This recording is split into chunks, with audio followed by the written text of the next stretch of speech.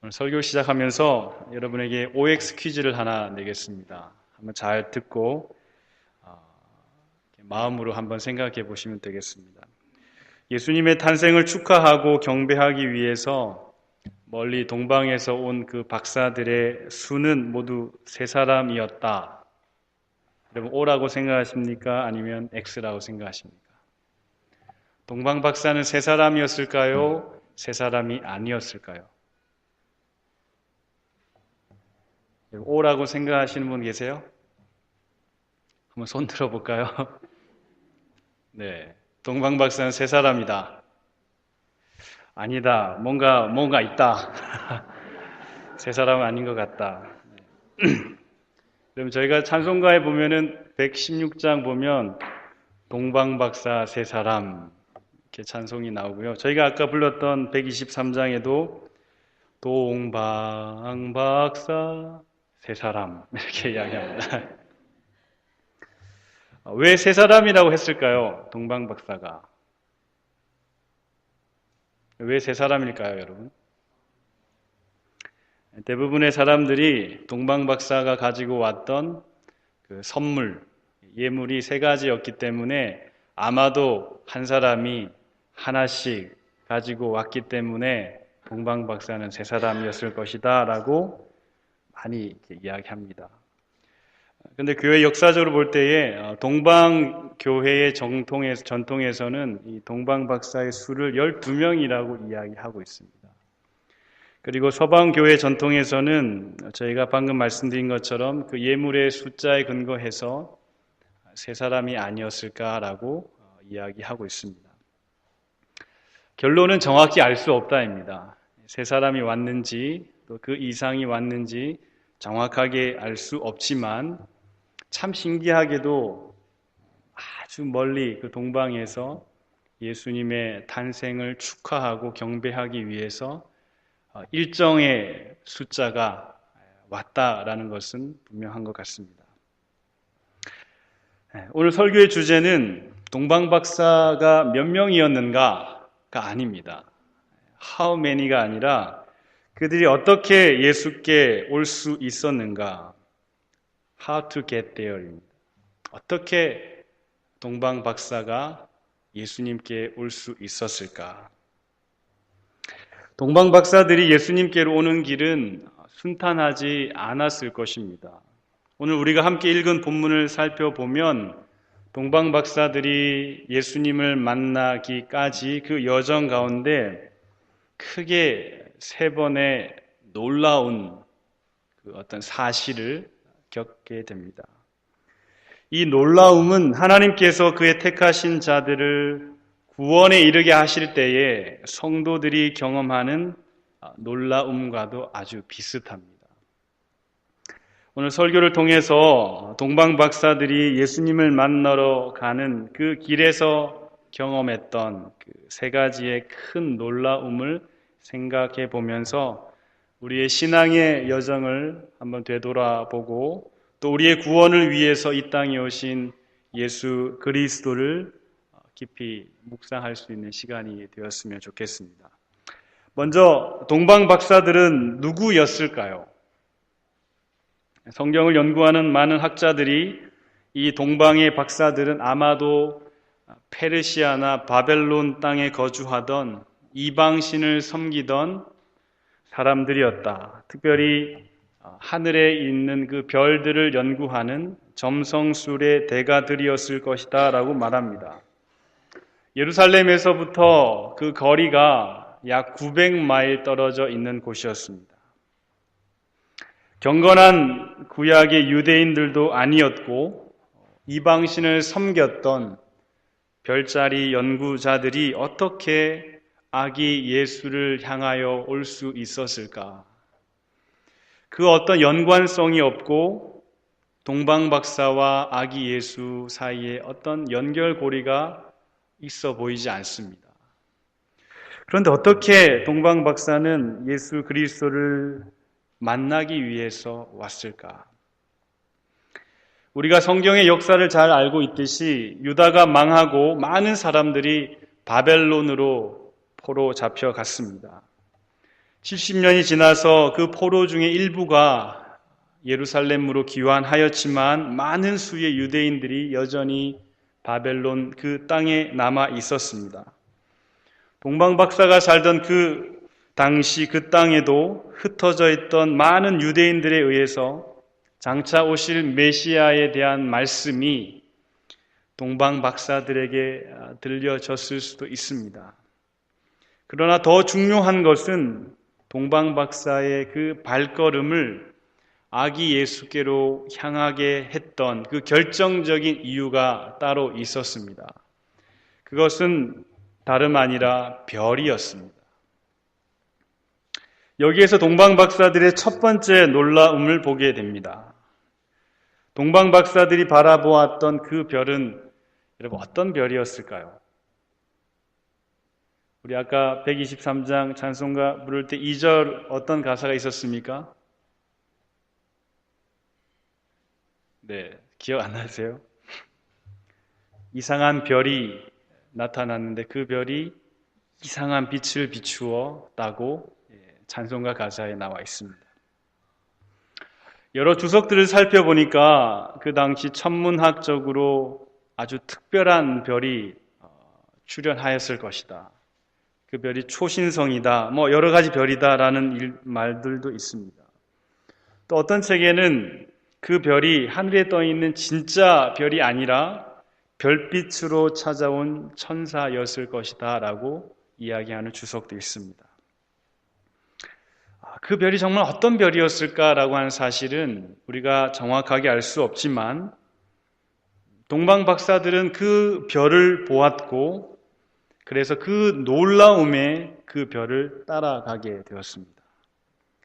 조금 문학적으로 표현해 보면 동방 박사들은 그 놀라운 빛을 비추는 그 별에 이끌려 그 별이 가는 방향을 따라가게 되었던 것입니다.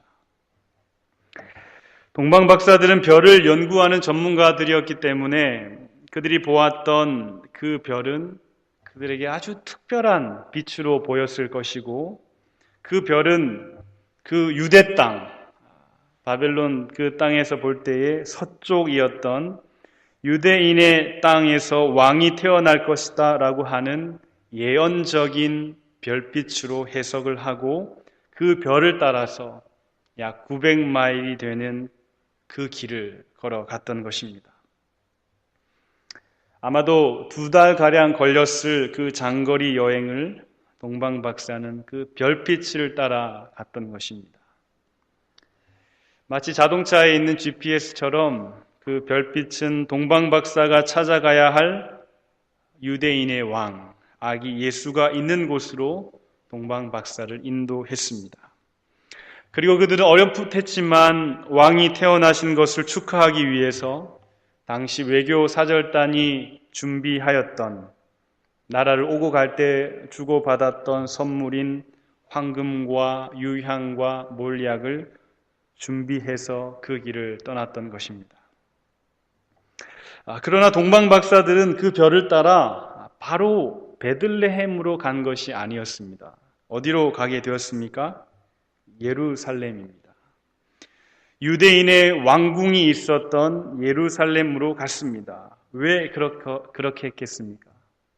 유대인의 왕이 태어나셨으면 왕궁이 있는 예루살렘에서 태어났을 것이다 라고 생각했기 때문입니다. 동방 박사들이 예루살렘에 도착했을 때에 그들은 두 번째로 놀라움을 겪게 됩니다. 유대인의 왕이 태어나셨는데 오히려 유대인들은 예루살렘에 살고 있는 사람들은 그들의 왕이 태어나셨다라는 사실을 아무도 몰랐다는데 동방 박사들은 놀라지 않을 수가 없었습니다.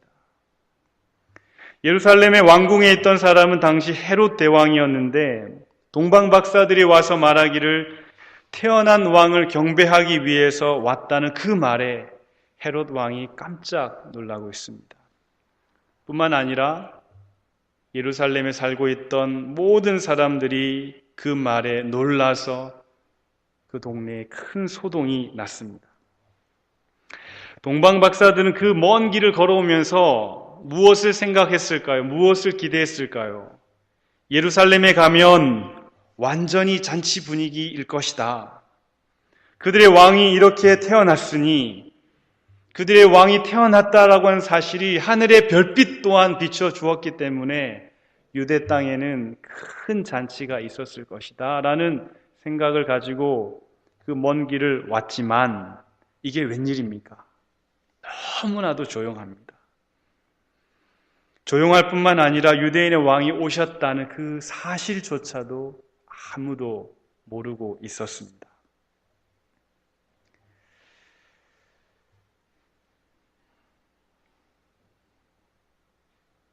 동방박사가 왔다라는 그 사실에 또 유대인의 왕이 어디 계시냐라고 하는 그 질문에 헤롯 대왕이 깜짝 놀라서 대제사장들과 서기관들을 불러 모읍니다.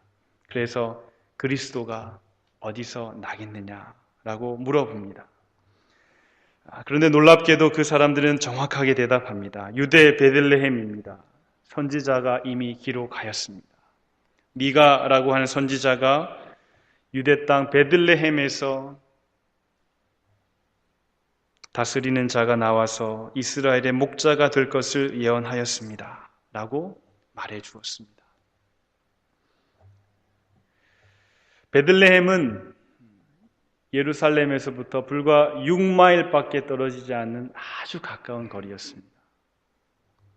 정말 지척에 있었던 그리고 성경의 전문가들이었던 대제사장과 서기관들은 아기 예수의 태어남을 전혀 모르고 있는데 900마일이나 떨어져 있는 바벨론 그 땅의 이방인들은 왕으로 오신 유대인의 왕을 경배하기 위해서 그 먼 길을 찾아왔다는 것이 정말 신기하고도 참 대조적인 모습을 우리가 볼 수 있는 것입니다.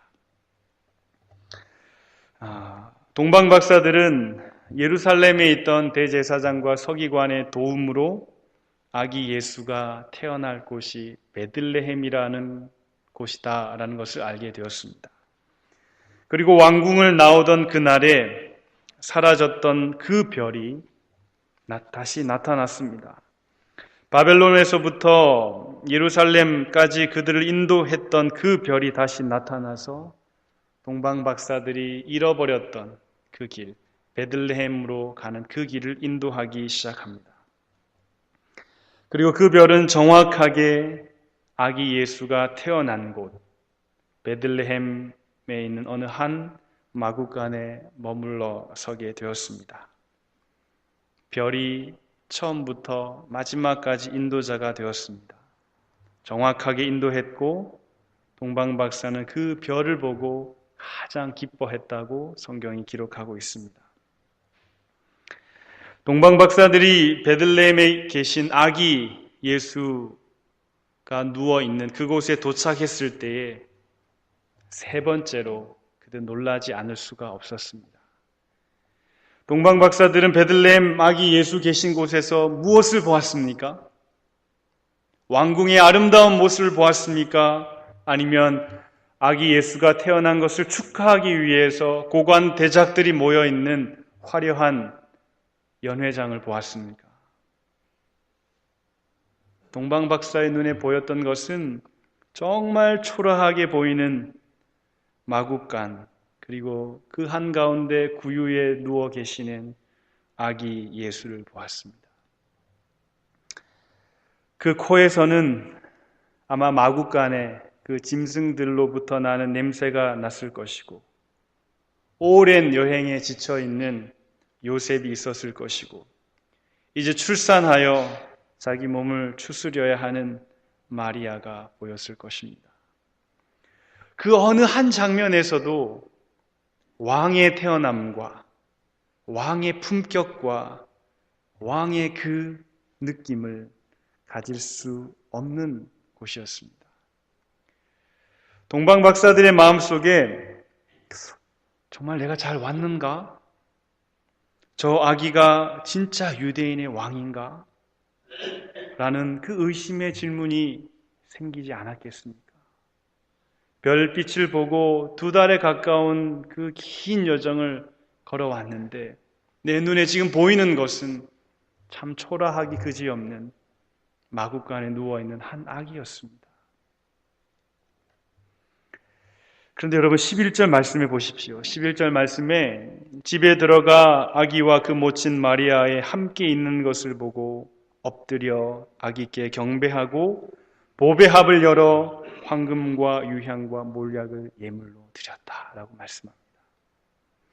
비록 아기 예수를 둘러싸고 있는 그 초라한 마구간이라고 하는 배경에는 깜짝 놀랄 수밖에 없었지만 구유에 누워 계신 그 아기 예수를 바라보니 엎드릴 수밖에 없고 경배하지 않을 수 없고 아기로 태어난 그 왕에게 준비된 예물을 기꺼이 즐거운 마음으로 드릴 수 있는 그 영적인 감동이 그 아기로부터 흘러나오는 것을 동방 박사들은 경험했을 것입니다.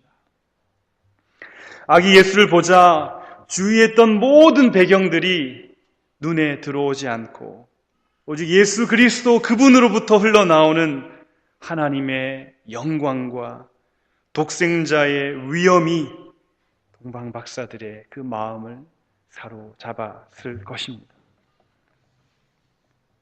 동방 박사들이 예루살렘의 왕궁에서 보고자 했던 그 영광을 이 초라한 베들레헴 마구간에서 그들이 보고 있었던 것입니다.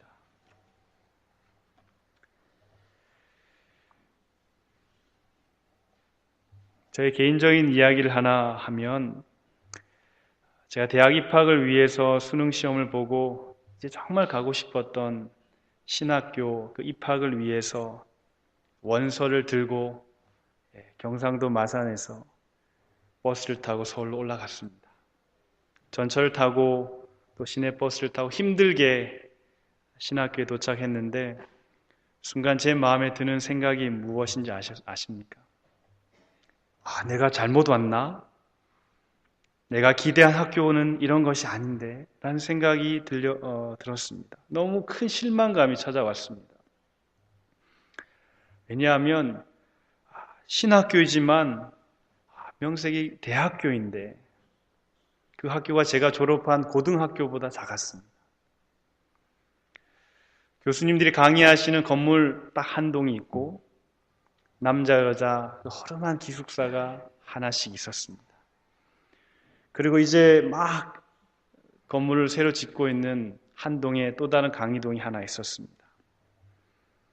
오고 가는 레미콘 차량과 먼지를 내뿜는 그 많은 공사 차량을 보았을 때 제 마음이 참 실망스러웠습니다.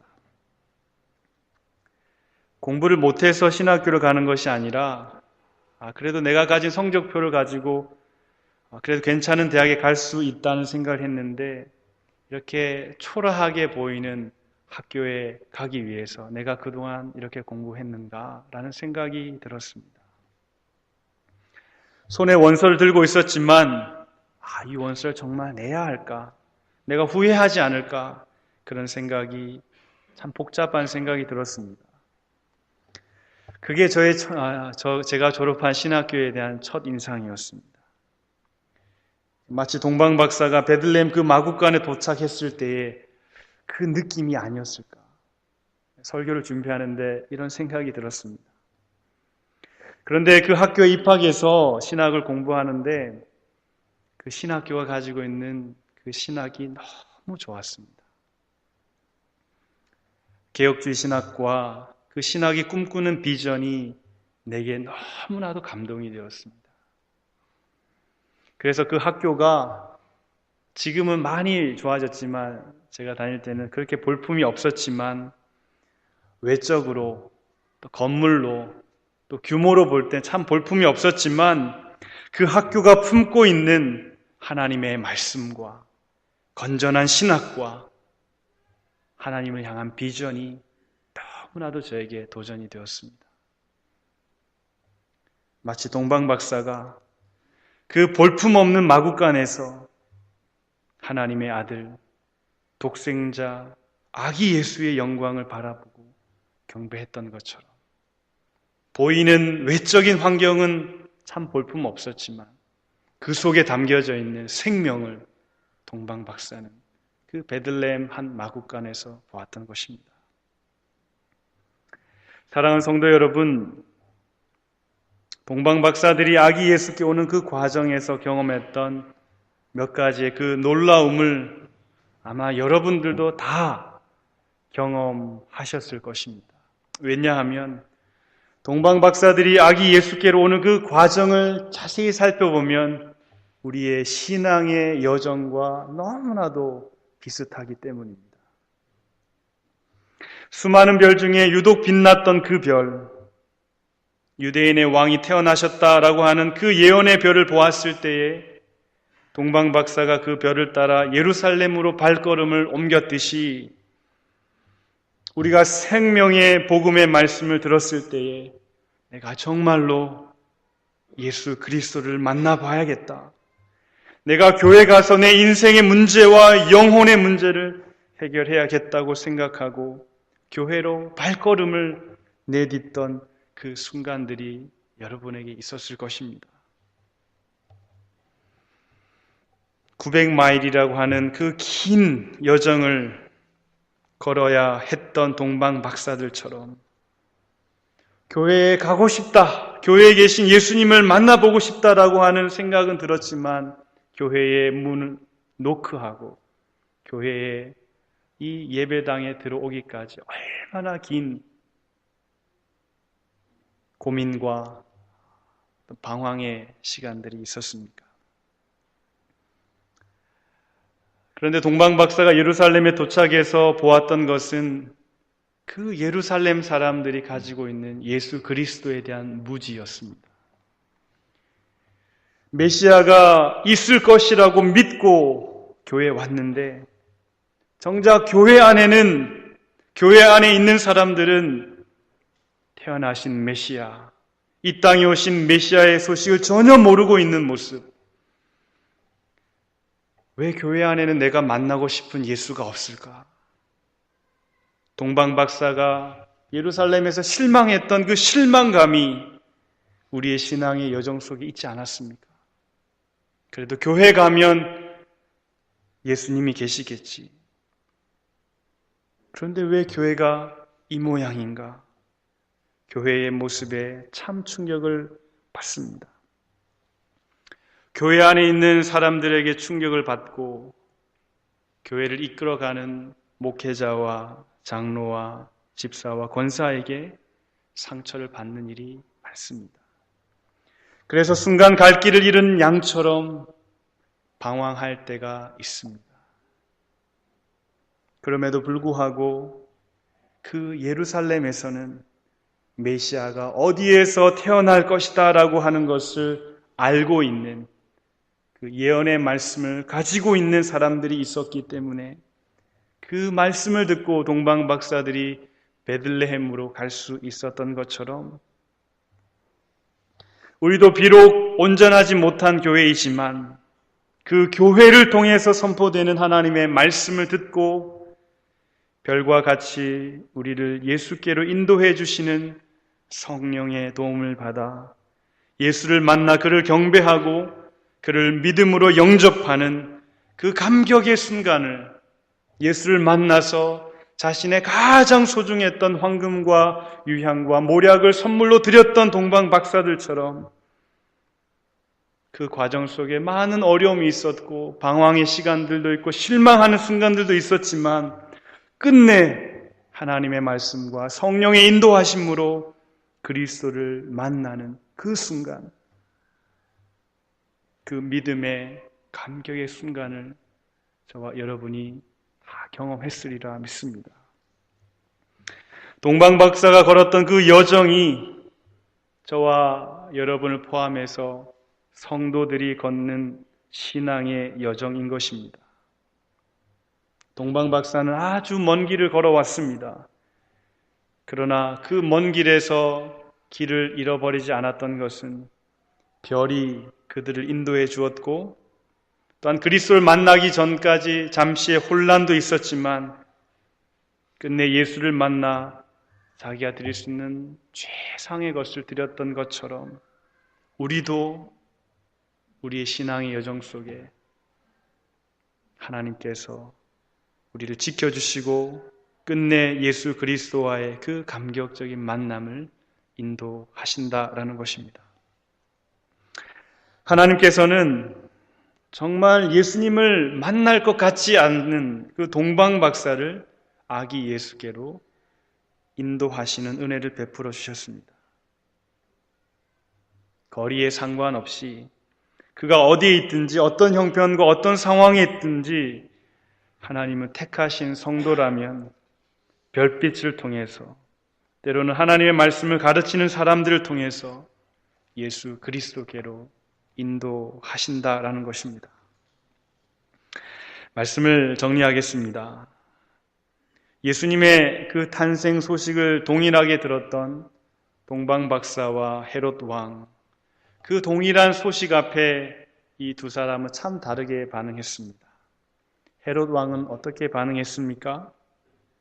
베들레헴에서 불과 6마일밖에 떨어지지 않은 곳에 있었지만 그는 그리스도의 탄생을 알지 못했고 소식을 들은 후에도 그리스도를 경계했고 분노했고 그리스도가 일어나지 못하도록 그리스도를 밟고 일어서기 위해서 참으로 잔인한 일을 했다라는 것을 성경이 기록하고 있습니다.